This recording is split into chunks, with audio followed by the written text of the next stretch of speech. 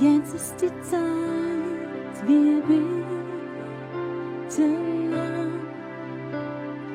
Komm, jetzt ist die Zeit, ihm dein Herr. Komm. Vous êtes prêts ce soir? Vous êtes prêts? Ah, ok, ils sont tous là encore. Ce soir, je voudrais de Ésaïe 54. C'est le même prophète que dimanche. Oh, il y a beaucoup de brouillard en Belgique. Ok, le premier mot qui a marqué, c'est réjouis-toi.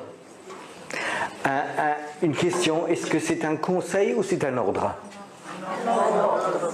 Vous êtes sûr? C'est pas un conseil, c'est un ordre. Point d'exclamation. Réjouissez-vous. Réjouis-toi. C'est un ordre que le prophète dit de la part de Dieu. Quand quelqu'un vient te voir et dit sœur ou cousin ou frère ou Paul, je ne sais pas comment tu t'appelles, réjouis-toi. Est-ce que ton attention est ouverte? Si ton chef il t'appelle dans le bureau et dit Madame telle et telle, venez voir, réjouissez-vous. Qu'est-ce qui va se passer? Il va dire je vous fous la porte? Qu'est-ce qu'il va dire sûrement? Il y a une augmentation, il y a une promotion, il y a une prime, il y a des félicitations. Quand quelqu'un te dit réjouis-toi, en principe c'est que quelque part tu vas oh il y a quelque chose de bien qui arrive. Quand Dieu il dit réjouis-toi, c'est que théoriquement, toute notre attention devrait s'ouvrir. Vous êtes d'accord? Si ce soir, Dieu me dirait que je dois prophétiser sur des personnes, et je viendrai, je dis, frère, réjouis-toi. Alors qu'est-ce que tu vas ouvrir? Parce qu'il y a quelque chose de bien qui va venir. Hein? Tu vas perdre ta voiture, ton emploi, tu vas devenir malade. Hein? Non, Dieu dirait jamais réjouis-toi. Il dirait fils, sois fort, sois fidèle. Tu vas tout perdre, mais je t'aime toujours. Mais quand le Seigneur dit réjouis-toi, en principe, toute ton attention devrait s'ouvrir. Il y a des gens, quand tu leur dis, Dieu te dit réjouis-toi, tu dis on va voir. Tu sais ce que ça veut dire on va voir? C'est une façon religieuse de dire non. Quand Dieu dit réjouis-toi, c'est que quelque chose en toi doit s'ouvrir. Dieu, il a une bonne chose. Alors ce soir, je vais commencer par réjouis-toi, stérile, toi qui n'enfantes plus. Fais éclater ton allégresse et ta joie, toi qui n'as pas eu de douleur, car les fils de la délaissée seront plus nombreux que les fils de celle qui est mariée, dit l'Éternel. C'est déjà une bonne promesse. Et d'un coup, il dit, élargis l'espace de ta tente, qu'on déploie les couvertures de ta demeure, ne retiens pas. Allonge tes cordages et affermis tes pieux, car tu te répandras à gauche et à droite, et ta postérité envahira des nations et des peuples des villes désertes. Ne crains pas, car tu ne seras point confondu, ne rougis pas, car tu ne seras point déshonoré, mais tu oublieras la honte de ta jeunesse, et tu te souviendras plus de l'opprobre de ton veuvage, car l'Éternel est ton époux. Il y a des moments que Dieu nous donne des bonnes choses. Il dit réjouis-toi et puis te donne des bonnes promesses. Et ce soir, j'ai eu cette parole pour cette église. Et c'est quelque chose que dans le monde spirituel, je voudrais reposer, donner et expliquer. Et je voudrais vous parler ce soir sur ce verset 2. Élargis l'espace de ta tente. Ne retiens pas, allonge les cordages. Quelle tente? Dans la Bible, la tente, c'est l'endroit où Dieu habitait. Dieu n'habitait pas au départ dans un temple, il habitait dans une tente. Et là, on pouvait rencontrer Dieu dans cette tente. Aujourd'hui, Dieu n'habite plus dans une tente. Aujourd'hui, Dieu, il habite au Vatican. Non? Ok. Mais j'essaie, hein. Ok. Dieu, il n'habite plus dans une tente, il n'habite pas à Rome ni au Vatican. Dieu habite où? Il habite dans nos cœurs. Et ce soir, quand on parle de tente, on va parler de cœur d'abord. C'est le premier étage que je voudrais parler ce soir. Je voudrais parler de 3 niveaux différents. Le premier étage, c'est que Dieu habite dans nos cœurs. Et si nous devons agrandir la tente, ça veut dire agrandir ton cœur. Ouvre ton cœur tout grand. Tu sais, il y a différentes sortes de tentes. Il y a des tentes de cirque où tu peux mettre 500 personnes. La plus grande tente au monde, c'est Rainer Bonke qu'il a laissé construire pour l'Afrique. Il mettait 40 000 personnes dans une tente. Vous vous rendez compte? C'était la plus grande tente qui a existé au monde. C'est Rainer Bonke, un évangéliste allemand qui est en Afrique, qui a eu la plus grande tente au monde. Il y a aussi des tentes des Canadiennes, vous les connaissez? En allemand, on dit des maisons à chiens. Ils ont 60 cm de haut et 80 de large. Vous avez déjà été dans une tente comme ça? Faire du camping? Si, il faut rentrer à 4 pattes comme ça, faut vraiment. Et puis, si vous êtes à 2 et l'autre c'est pas lavé, c'est pas agréable. Hein? C'est des toutes petites tentes. Alors ton cœur, ça peut être une toute petite tente ou ça peut être une grande tente. Et quand Dieu dit agrandis l'espace de ta tente, ça veut dire ouvre ton cœur. Ouvre ton cœur tout grand. Pourquoi? Parce que Dieu il a une vision pour ta vie. Dieu il a une vision pour l'Église. Vous êtes d'accord? Dieu il a une vision, il veut faire quelque chose de ta vie, il a une vision qui est grande. Admettons que la vision de Dieu pour ta vie, elle est grande comme un camion. 40 tonnes. C'est la vision que Dieu il a, tout ce qu'il a prévu pour ta vie. Et ton garage et la maison, il a 2,50 m de long, 1,80 m de haut et 4 mètres de long et 2 mètres de large. Et si le camion il arrive, tu as un problème. Vous êtes d'accord? Qu'est-ce qu'il va faire? Le camion il va repartir et dit je ne peux pas livrer. Si ton cœur il est tout petit, la vision de Dieu ne rentrera pas. Est-ce que vous voulez avoir la vision de Dieu pour votre vie? Est-ce que vous voulez avoir la vision de Dieu pour votre Église? Et je crois que c'est un des premiers trucs. Ouvrir ton cœur. Maintenant la question, comment on ouvre notre cœur? Dieu l'a dit tout simplement, réjouis-toi. Se réjouir, ça ouvre le cœur. C'est pas toujours évident. Oui, dans ma situation, tu sais, frère, j'ai des problèmes d'argent, des problèmes de santé, j'ai des problèmes d'avenir, j'ai tout ça. Et alors, si Dieu dit réjouis-toi, réjouis-toi. C'est pas les circonstances qui vont faire. Tu sais qu'il y a plus de millionnaires qui se suicident que de gens pauvres. Donc se réjouir n'a rien à voir avec les circonstances. Se réjouir, c'est quelque chose. Réjouissez-vous dans l'Éternel. C'est quelque chose que Dieu nous dit. Réjouis-toi. Et je crois que si tu es prêt ce soir à te réjouir, ton cœur va s'agrandir et Dieu pourra peut-être mettre ce soir la vision qu'il a pour ta vie. Il y a des personnes souvent qui viennent me voir. Pierrot, est-ce que tu as un mot prophétique pour moi? Est-ce que tu as une vision pour moi? Alors les gens ils viennent, c'est des loques dépressifs. Ils sont blessés, ils sont amers, ils n'ont pas pardonné. Leur tente, elle est grande, de 50 cm. Pierrot, est-ce que tu as un camion à mettre dans ma tente? Oui, le camion va être écrasé.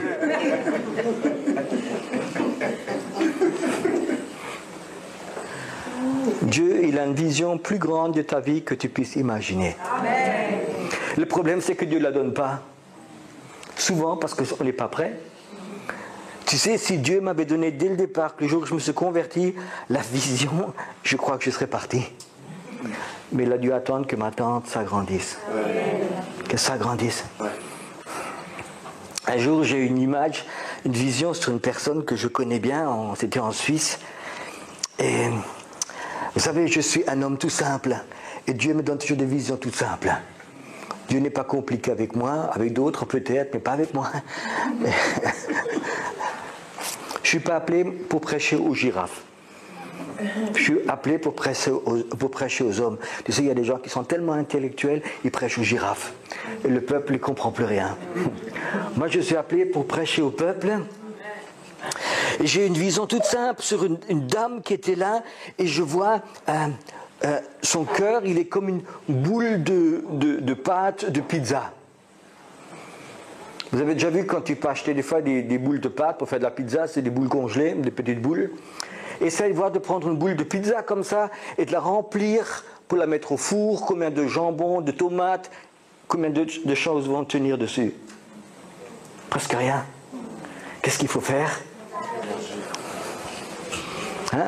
Ça s'appelle le rouleau à pâtisserie, je crois. On passe dessus, encore, jusqu'à que la pâte soit grande comme ça. Et après, on peut mettre tellement de choses dessus, des champignons, des oignons, des anchois, plein de choses, parce que cette pâte à pizza, elle est grande. Et j'ai vu une image pour cette personne, le Seigneur m'a dit, regarde voir, elle est comme une boule, son cœur est comme une boule de pizza, passe dessus, avec l'amour de Dieu, que l'amour de Dieu touche. Et je voyais que Dieu commence à toucher cette femme, et puis son cœur est devenu comme une grande pizza. Et Dieu, il a pu mettre des visions, plein de choses sur sa vie. Parce que je ne savais pas que cette dame, c'était une Italienne. Dieu, il a de l'humour. Elle a tout de suite compris ce que Dieu voulait dire. Et depuis que quand je vois cette sœur, je la rencontre souvent en Suisse, on l'appelle tous Madame Pizza. C'était la vision que j'ai eue pour eux. Est-ce que vous avez besoin ce soir d'un coup de rouleau à pâtisserie? Vous n'avez pas peur? Non, on la prendra pour... Alors le Seigneur dit, réjouis-toi. Quand tu te réjouis prophétiquement, tu dis, Seigneur, tu as des bonnes choses pour moi et je me réjouis à l'avance. Même si aujourd'hui de la situation n'est pas terrible, mais Seigneur, je me réjouis parce que prophétiquement, je sais que tu vas faire des grandes choses à travers ma vie. Ça, c'est se réjouir. Et là, ton cœur, il s'ouvre. Vous savez que c'est plus facile de faire une tente, de la mettre plus petite que de la mettre plus grande. Mes parents, ils ont fait du camping quand j'étais petit. En tant que gamin, j'étais dans les terrains de camping et j'ai appris que mettre les tentes plus petits, c'est plus facile que de les agrandir. Il suffit de tirer les... Comment ça s'appelle? Les harengs? Non, comment? Les trucs qu'on met par terre, les tiges? Les harengs? Les pieux? Les pieux? Ok. C'est très facile quand quelqu'un fait une tente et la nuit, quand il dort, tu t'approches et tu tires 4, 5, 6 fois et tu t'en vas. D'un coup, la tente, elle fait... Et tu entends quelqu'un en dessous qui ronflait. Une tente, c'est très facile à la détruire. Mais c'est dur de la faire plus grande. Et le diable, il aime bien détruire ta tente. C'est tellement facile. Une déception, une petite amertume. Tu as prié, tu ne l'as pas reçu. Quelqu'un t'a blessé. Quelqu'un te rejette. Quelqu'un te critique. Vous connaissez ça en Belgique? Ça vous arrive aussi? Et chaque fois que ça t'arrive, le diable il vient et puis tire un piquet de ta tente. Et puis après ton cœur devient tout petit. Moi j'ai rencontré des chrétiens qui me disent, Pierrot, j'aime Jésus, mais Jésus, moi tout seul, je ne vais plus rien savoir d'église. Plus rien de pasteur, plus rien de frères. Ils m'ont tellement dessus. Il n'y a plus que Jésus et moi dans une toute petite tente. Puis on attend le retour du Seigneur. On attend le retour du Seigneur depuis 30 ans. Tout seul avec lui. Une toute petite tente. Pierrot, est-ce que tu as un camion de bénédiction pour moi? Je dis non. Ton cœur, il est fermé. Il n'y a rien qui peut rentrer. J'aimerais un moment encore passer le rouleau de pâtisserie sur ton cœur. Si tu savais combien il t'aime, si tu savais combien tu es important, si tu savais les plans de Dieu pour toi, les choses extraordinaires qu'il a prévues pour ses enfants, si tu savais encore les plans pour le réveil de la Belgique, pour l'Afrique, pour d'autres pays, si tu voyais le plan de Dieu et tu dirais, je vais mettre un morceau de ces plans dans ton cœur, tu te réjouirais. Amen. Et je crois que c'est une des choses les plus importantes, que nous nous réjouissions dans le Seigneur, parce qu'on sait qu'il y a des bonnes choses prophétiques devant nous. Si nous les voyons prophétiquement, des fois notre cœur bat. Tu sais, si je ne savais pas qu'il y a un réveil qui viendrait en Europe très fort, je ne serais pas là ce soir. Je ne serais pas là. Il y a d'autres choses à faire. Mais je sais dans mon cœur que Dieu il a des grandes choses qui sont là. Et Dieu m'a donné des visions qui sont là et puis j'ai envie de les partager. Et j'ai envie de vous dire quelque chose. Il ne faut pas que ça rentre dans votre intellect. Il faut que ça rentre dans votre cœur. Amen. Mais ça peut rentrer que dans votre cœur si votre cœur, votre demande. Donc on peut agrandir.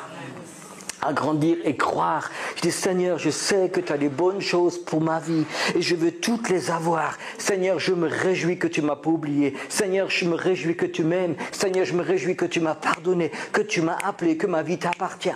Ça, c'est se réjouir. Et chaque fois que tu te réjouis, ta tente s'agrandit. Ta pâte à pizza s'agrandit. Et c'est le diable, il vient. Et il t'attaque, il dit une déception. Dis Seigneur, merci pour cette chose que je puisse apprendre à pardonner. Et je pardonne à ce frère, et je pardonne à cette sœur.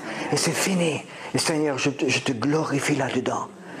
Et tu sais, ta tente ne devient pas plus petite. Soyez honnête. Combien de fois le diable a essayé de tirer un piquet à ta tente? Il n'y a rien de pire que des églises avec des petites tentes qui se réjouissent. Des gens très égoïstes, très blessés. Tout tourne autour de leur vie.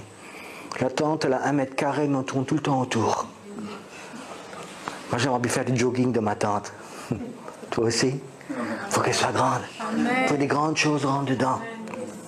Première chose, le premier niveau, c'est agrandir la tente de ton cœur, que ton cœur s'agrandisse. La deuxième tente, c'est la tente de la prière. Je crois que dans le monde invisible, quand vous commencez à prier, c'est que vous construisez une tente sur la ville de Bruxelles. Une tente de prière. Elle peut être petite, elle peut être grande. Tu sais, des fois, il y a des petites églises qui font des grandes tentes. Peut-être c'est les très grandes églises qui ont des petites tentes. Je ne le sais pas. C'est le Seigneur qui le sait. Mais je crois et j'espère que spirituellement, que vous avez une grande tente de prière sur cette ville. Que votre église, elle a construit une tente de prière. Que vous avez prié, que vous n'avez pas lâché. Tu sais, le monde invisible, il est invisible, mais je crois qu'un esprit qu'on peut le voir. Il y a des chrétiens qui pensent que tout se passe au niveau naturel. On fait des églises, on fait des ministères, on fait des organisations chrétiennes, on fait tout au niveau visible. Mais je crois qu'il y a un monde invisible qui est beaucoup plus grand que le monde invisible est beaucoup plus grand que le monde visible. Et la Bible dit tout ce qui est invisible, ça restera éternellement. Et tout ce qui est visible va être détruit. Un jour, ce bâtiment sera détruit. Un jour, il ne restera plus rien de cette église. Mais dans le monde invisible, vous pouvez construire une tente de prière. Le monde, tu sais, pendant des années, les chrétiens, ils ont fait des belles organisations, des beaux concerts, beaucoup de choses, mais ils n'ont jamais pensé au monde invisible. On a tout fabriqué à ce niveau-là. Et dans le monde invisible, c'était réservé pour les puissances démoniaques, c'était réservé pour les choses occultes, pour la sorcellerie, pour plein de choses. C'est eux qui remplissent le monde invisible. Et les chrétiens, ils ont pensé pendant des années, ça c'est pas leur niveau. Le Seigneur va revenir un jour, il va tout arranger, et nous on vit sur la terre. Et moi je lui dis, c'est faux. Je crois qu'il y a un deuxième étage, et là on peut faire une tente de prière. Vous savez que les musulmans, ils prient aussi. Ils ont des tentes de prière aussi. Vous savez que les musulmans, ils veulent aussi un réveil des musulmans pour la Belgique. Et ils prient peut-être plus que les chrétiens. Et si dans le monde invisible, il y a d'autres tentes qui se mettent dedans, les gens occultes qui prient aussi. L'autre jour, un prédicateur nous a raconté qu'il était en avion, il est allé aux États-Unis, et puis il voit que 2 rangées devant lui, un jeune homme, 25, 28 ans, il priait intensivement, il le voyait vraiment en prière. Alors il est allé devant, il s'est mis assis à côté, il a dit « Bonjour monsieur, vous priez ?» Il a dit « Oui. » Et vous êtes chrétien? Il a dit « Non, je suis sataniste. Et je prie, je maudis les couples de chrétiens pour qu'ils ont le divorce. » Vous croyez que dans le monde invisible, ça fait des tentes aussi? Ça fait des tentes de malédiction. Alors je crois que c'est qu'une chose qui est importante, c'est que nous prions à la volonté de Dieu, le réveil dans le monde invisible, qu'on prie, qu'on prenne vraiment cette place. Et je crois que c'est quelque chose qui est important, que nous ne laissons pas ce vacuum, ce vide, qu'on ne le laisse pas dans le monde invisible et qu'on le remplit avec notre tente de prière. Parce qu'il y a d'autres tentes qui se font. Mais notre Dieu est plus puissant que les autres dieux. Mais s'il n'y a pas de tente, s'il n'y a pas d'ambassade dans le monde invisible, il y a quelque chose qui va manquer. Puis je crois qu'il y a un troisième niveau. Moi, j'appelle ça le niveau prophétique. Je crois qu'il existe des tentes prophétiques dans le monde invisible. C'est un niveau au-dessus. Il y a la prière. Seigneur, que ta volonté se produise. Seigneur, aide-nous. Seigneur, donne la bénédiction sur ces églises. Seigneur, bénis les pasteurs, bénis les hommes de Dieu, les femmes de Dieu, donne-nous les fiances. Ça, c'est de la prière. Et puis, il y a un troisième niveau, ça s'appelle le prophétique. Le prophétique, c'est quelque chose que tu sais que c'est la volonté de Dieu, quelque chose que tu sais que tu as une vision, ce que Dieu veut faire, et tu commences à proclamer des vérités de Dieu, des prophéties dans le monde invisible. Amen. Et là, je crois qu'il faut une certaine dose ou un esprit prophétique. Est-ce qu'il n'y en a parmi vous quelques-uns qui ont ça? Je crois que c'est une des choses les plus importantes. Nous avons souvent des dons prophétiques. On voit des choses sur les personnes. Oh, le Seigneur va t'utiliser, le Seigneur t'aime. C'est pas mal. Mais je crois qu'un autre niveau prophétique, c'est pour entrer dans le monde invisible et construire une tente prophétique au-dessus de notre ville. Amen. Je crois que dans le monde invisible, il y a tellement de choses qu'on ne comprend pas. J'étais dans une grande ville en Allemagne il y a quelques semaines. Un temps de prier, puis le Seigneur m'a dit, tiens, je vais te montrer quelque chose, Pierrot. Je vais te montrer comment le monde spirituel, il est formé dans une ville. Et j'ai vu, comme il y avait 7 étages dans une ville, et j'ai vu d'abord des petits démons sur une rangée inférieure. Et le Seigneur me disait, tu vois, ces forces démoniaques, c'est des démons qui influencent les personnes au niveau des pensées. Et je les voyais rentrer partout, même dans la mairie, dans les banques, partout, et ils influençaient les personnes. Et puis le Seigneur me montrait, tu vois, il y a un deuxième niveau de force démoniaque. C'est des démons qui utilisent des forces, c'est des démons qui rentrent qui utilisent la musique, les médias, qui utilisent le théâtre, des choses comme ça, qui rentrent à tous ces niveaux. Il y a des forces démoniaques, 3e, 4e niveau, qui rentrent dans la finance, qui rentrent dans l'occulte, dans beaucoup de choses. Et dans le monde invisible, je voyais les villes avec une vraie structure, et tout autour, je voyais un esprit de sorcellerie qui, comme autour de Jéricho, faisait un grand mur comme ça. Alors ce que j'ai demandé au Seigneur, je dis, Seigneur, montre-moi ton église. Où est ton église? Alors je la voyais au niveau le plus bas, sous un couvercle. Couvercle de protection, comme une cloche en verre de protection. C'est l'église du Seigneur. Bien structurée, bien organisée, théologiquement, tout est bien fait. Mais c'était tellement insignifiant dans le monde de la sorcellerie. C'était tellement insignifiant dans le monde invisible. Il n'y avait rien. L'église était là, contente d'elle-même. J'ai dit, Seigneur, quand arrivera le temps, on va soulever le couvercle de ces églises. Il faut que les églises soient capables de rentrer dans le monde invisible, de prendre autorité, de rentrer à d'autres niveaux. Il m'a dit, c'est maintenant. C'est maintenant le temps, c'est pour ça que je t'envoie pour enseigner ces choses-là.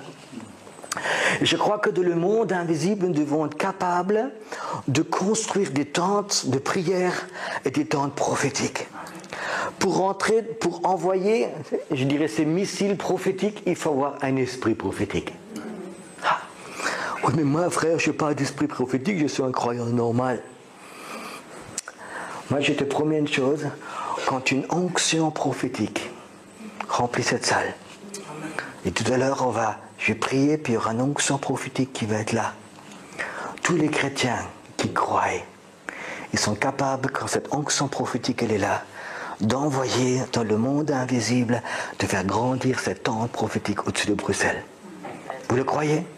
Tu n'as pas besoin d'être prophète. Il suffit que l'esprit prophétique soit là et les chrétiens commencent à rentrer dedans. Dans la Bible, il est marqué, dans l'Ancien Testament, qu'il y avait une école de prophètes. Et puis à Saul, qui n'était pas un prophète, qui était roi, il est rentré dedans, il a commencé à prophétiser. Pourquoi? Parce que l'esprit prophétique était là. Et moi, j'ai remarqué des choses. Ça m'est arrivé même un soir, il y avait un esprit prophétique très très fort dans la salle. je ne sais pas, il y a une vingtaine de gens qui ont commencé à prophétiser vraiment de l'esprit. Et d'un coup, il y a un homme qui était là, la première fois, il se lève et commence à prophétiser. Et cet homme n'était pas croyant. Et tout le monde dit, c'est pas possible. Le Seigneur m'a dit, tu vois, même les pierres peuvent m'adorer si les gens ne le font pas. Et s'il y a un esprit prophétique qui est très fort, tout le monde est capable d'envoyer des prières prophétiques dans le monde invisible. Vous êtes capable d'agrandir cette tente. Il y a une quinzaine d'années, j'ai ouvert, le Seigneur m'a dit, une école de prophètes à Heidelberg. Et au départ, pendant les premières années, j'avais invité presque tous les 2 mois un prophète, quelqu'un qui avait un ministère reconnu depuis des années. Et pendant une semaine, ils enseignaient et on pratiquait. Et je me rappelle, le premier qu'on a invité, c'était un Américain. C'est un monsieur qui était prophète depuis 30 ans. Et puis, donc il a fait cette école. Et moi, j'avais mon bureau à côté. Et des fois, je devais passer du bureau vers un autre bureau. Et je devais passer à travers l'endroit où il enseignait. Et chaque fois que je passais à travers la salle, juste en passant comme ça, Dieu me parlait. C'est drôle. J'allais dans mon bureau, je dis tiens, Dieu m'a parlé, c'est drôle, comment ça se fait. Et puis, je ne sais pas, une demi-heure après, j'ai un coup de fil, je repasse dans la salle derrière et puis Dieu me reparle. Je dis c'est drôle. Alors, je suis resté dans la salle et tant que je restais là, Dieu me parlait. L'esprit prophétique était tellement fort que Dieu parlait directement.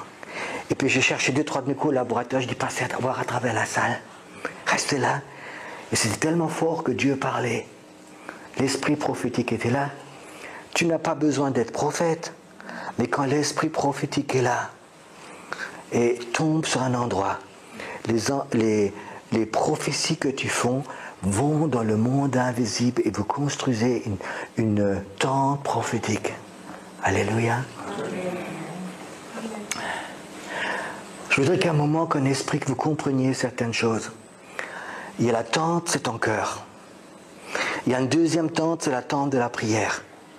Puis il y a une troisième tente dans le monde invisible, c'est la tente prophétique, qui est un étage plus. Et je crois que ne prophétise pas pour prophétiser, mais prophétise quand l'esprit prophétique il est là. Et prophétise quand l'esprit de Dieu commence à te parler. Même si c'est des choses que tu ne comprends pas, tu dis Seigneur, c'est presque pas possible. Prophétise-les.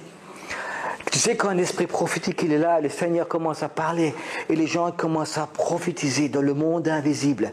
C'est comme si tu construisais un immense temple dans le monde invisible. Et je te dis une chose, les forces spirituelles, les forces démoniaques qui contrôlent les villes, voient ces tentes se construire. Et cela fait perdre leur force. Quand vous lisez Isaïe 47 avec cet esprit de Babel, cette femme, cet esprit qui contrôlait la ville tout le temps, où le prophète a commencé à lui parler qu'elle va tomber du trône, je crois que des mots prophétiques font perdre la puissance à ces forces démoniaques qui contrôlent les villes. Et je crois que c'est important. Ne le faites pas avec votre cerveau, ne le faites pas parce que tout le monde le fait pour répéter, mais faites-le quand l'esprit prophétique il est là et quand une vision prophétique est dans votre cœur. Ça peut arriver que quelqu'un est là, quelqu'un qui est blessé. Tu as peut-être eu un divorce derrière toi, tu as fait une faillite, quelqu'un est mort de ta famille, tu as tellement cru, enfin, tu as plein de déceptions. Et le Satan a réussi à te voler tous les piquets, ta tante est tout petite. Et tu viens ici pour être consolé. Tu viens ici pour que le pasteur te dise « Oh, la pauvre brebis que tu es, la pauvre brebis ». Et tu vas être la pauvre brebis, tu vas être là, l'esprit prophétique va venir, et tu es capable de prophétiser. Mais quand tu rentres à la maison, tu es de nouveau la pauvre brebis. Ta tante, elle est toujours aussi petite. Ça arrive beaucoup de gens, quand je vois qu'un esprit prophétique est là, ils sont capables de prier, ils sont capables de prophétiser, de créer dans le monde invisible, d'attaquer des forces démoniaques, ils sont capables de le faire. Et dès que l'onction est partie, ils sont à la maison, c'est de nouveau des pauvres brebis, de nouveau dépressifs. Et je crois que c'est important, première chose, qu'il y a cette onction qui est là, que la puissance de Dieu est là, qu'on puisse attaquer. Mais je crois aussi d'un autre côté, vérifie toujours l'état de ta propre tente. Tu comprends? Moi, je connais des gens, ils sont attirés par la présence de Dieu, ils sont attirés par le prophétique, ils sont attirés par les dons du Saint-Esprit. Et quand l'onction est là, ils font tout avec. Et quand l'onction est partie, il n'y a plus rien. Pourquoi leur tente est tout petite? Satan a réussi à te voler des piquets.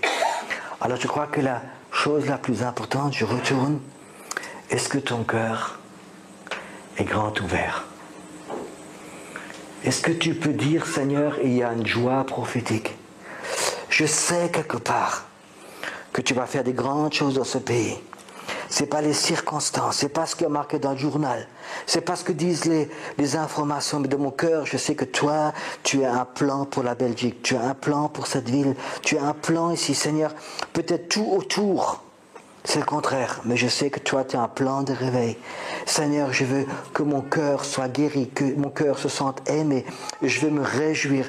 Je veux vraiment que cette chose se passe en moi. Que quand je rentre à la maison, que quand je prie plus dans ma petite tente, mais dans une grande tente. Tu comprends? Admettons que tu as une toute petite tente, 80 cm de large, 60 de haut, 2 mètres de long, une petite tente. Qu'est-ce que tu vas prier? Ah, peut-être, Seigneur, donne-moi une deuxième couverture. Oui, parce qu'il n'y a pas autre chose qui rentre. Mais si tu as une tente, comme une tente de cirque, tu vas dire, Seigneur, je veux 500 chaises. Je veux évangéliser. Je veux des haut-parleurs tout nouveaux. Je veux plein de choses. Donne-moi ça. Quand tu as une petite tente, tu vas prier des petites choses. Ce soir, pendant un instant encore, je dois tellement passer ce rouleau à pâtisserie sur toi. J'ai tellement envie de ce soir que, pas que les gens disent, ah c'est super, mais moi ça ne marche pas. Moi je te promets une chose, ça marche si tu le veux. Si tu veux être aimé de Dieu, il va être aimé. Si tu es d'accord de te faire aimer. Il y a des gens qui veulent rester dans leur amertume. Ils veulent avoir de la reconnaissance à travers leur maladie. Ils veulent rester dans cette misère dedans. Ils veulent être bénis de leur misère. Imagine une chose, mon ministère, mon travail, c'est pas de bénir les gens de la misère, mais de dire, agrandis ton cœur, Dieu a des bonnes choses pour toi. Je ne veux pas rentrer dans ta petite Canadienne à 4 pattes et te rendre visite, apporter des fleurs pour que ce soit moins moche ta tante.